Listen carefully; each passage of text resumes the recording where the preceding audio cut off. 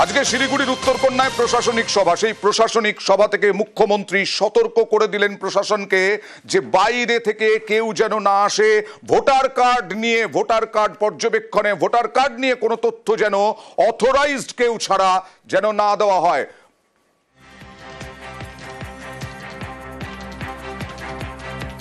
Voter লিস্টে যারা কাজ করছেন তাদের আমি ডিএমএসপি দের বলবো, ডিএমদের স্পেশালি আর ডিভিশনাল কমিশনারদেরও টু টেক কেয়ার স্পেশালি, যারা তারা যেন বসে এবং বসে যেন কাজটা করে।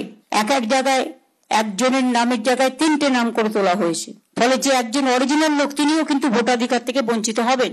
এটা যারা করছেন তাদের আইডেন্টিফাই করুন, এবং যারা কম্পিউটারে বসে কাজটা করছেন সবাই খারাপ আমি বলবো না, শস্যের মধ্যে ভূত আছে। আমি সেদিনকে মুর্শিদাবাদে গিয়েছিলাম, গিয়ে দেখলাম ভোটের রুমটা পড়ে আছে কিন্তু কোনো লোক নেই কাজ করবার। সুতরাং এইগুলো সারপ্রাইজ ভিজিট দিতে হবে।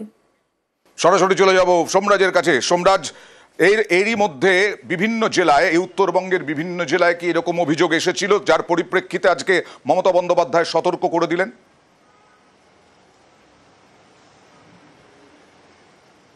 দেখো, একদমই। তার কারণ ভোটার লিস্ট নিয়ে যে অভিযোগ উঠে আসছে, যেটা এর আগেও মুখ্যমন্ত্রী মমতা বন্দ্যোপাধ্যায় যে অভিযোগ নিয়ে সরব হয়েছিলেন, তোমার হয়তো মনে আছে নেতাজি ইন্ডোর স্টেডিয়াম থেকে, যেখানে তিনি বলেছিলেন যে ভোটার এপিক নম্বর, কিন্তু একই এপিক নম্বরে একাধিক ভোটার আইডি কার্ড। আজ মুখ্যমন্ত্রী মমতা বন্দ্যোপাধ্যায় উত্তরকন্যার প্রশাসনিক বৈঠক থেকে যে অভিযোগ আবারও তুললেন, জানিয়ে বিভিন্ন জেলা প্রশাসনকে সতর্কও করলেন, যেটা দেখা যাচ্ছে যে একই এপিক কার্ডের নম্বর একাধিক ভোটার কার্ডের ক্ষেত্রে হয়ে যাচ্ছে, এবং বাইরে থেকে অনেকেই আসছেন, তাদেরও ভোটার কার্ড হয়ে যাচ্ছে। সামগ্রিকভাবে গোটা জেলা প্রশাসনকে সতর্ক করলেন। এবং শুধু তাই নয়, যারা এই ভোটার আইডি কার্ডের কাজের সঙ্গে যুক্ত রয়েছে তারা কিন্তু কেউ বা কারা সরকারি আধিকারিক, তাই তাদের কাজের উপরে নজরদারি করা প্রয়োজন। ডেটা এন্ট্রি অপারেটরের কথা তিনি বলছেন, কিন্তু ডেটা এন্ট্রি অপারেটরের পাশাপাশি আরও যারা এই কাজগুলির সঙ্গে যুক্ত রয়েছেন তাদের উপর নজরদারি করতে হবে। জেলা শাসক, পুলিশ সুপারদের এই বিষয়ে আরও নজরদারি বাড়ানোর কথা মুখ্যমন্ত্রী বলেছেন।